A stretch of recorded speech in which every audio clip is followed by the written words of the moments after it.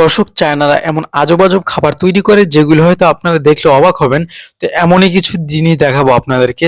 সাধারণত আমরা ভুট্টা কিভাবে খেয়ে থাকি, পুড়িয়ে খেয়ে থাকি বা তেলে ভেজে খেয়ে থাকি, কিন্তু চায়নারা এই ভুট্টাকে বিভিন্ন সময় বিভিন্ন রকমের স্টাইলে রান্না করে, ভেজে কিংবা বিভিন্ন সময় বিভিন্ন রকমের সিস্টেমে খেয়ে থাকেন। এবার দেখতে পাচ্ছেন এই মেয়েটিকে, মূলত তারা হচ্ছে এভাবে বিক্রি করে, বুট ভিজিয়ে সিদ্ধ করে তারপরে বিক্রি করে। দারুণ দর্শক, এবার দেখুন এই মেয়েটিকে। সাধারণত আমাদের দেশে নারকেল যখন আমরা কিনতে চাই বা ডাব কিনতে যাই, তখন হচ্ছে আমাদেরকে শুধু এভাবেই দেওয়া হয়।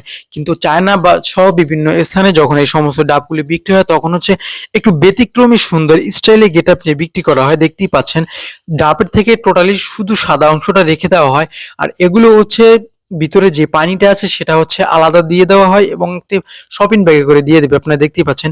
আর এই সমস্ত ডাবগুলি কিন্তু তাদের দেশে খুব অল্প টাকায় কিনতে পাওয়া যায়।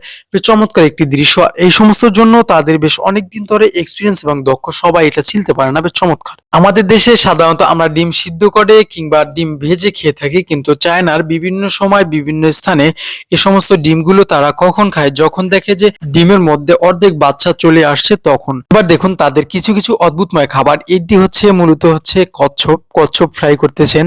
এবার দেখুন এই জিনিসটি মূলত হচ্ছে, এটিও হয়তো কচ্ছপ। তো এবার দেখুন এটি মূলত কলা আমরা রান্না করে খাই, সেখানে তারা এভাবে সিদ্ধ করে পুড়িয়ে খেয়ে থাকেন। এবার দেখুন এই জিনিস কত বড় আকৃতির একটি আনার, দেখতেই পাচ্ছেন, বেশ অনেক বড় মনে হচ্ছে আমার কাছে। এই সমস্ত আনারগুলি তাদের নিজেদের গাছেই হয়ে থাকেন। এবার দেখুন এই জিনিসটি মূলত হচ্ছে, এটি হচ্ছে ক্যাপসিকাম, বেশ অনেক বড়, এবং তাদের দেশে এই সমস্ত বেশ ভালোই অনেক ভরপুর চাষবাস হয়।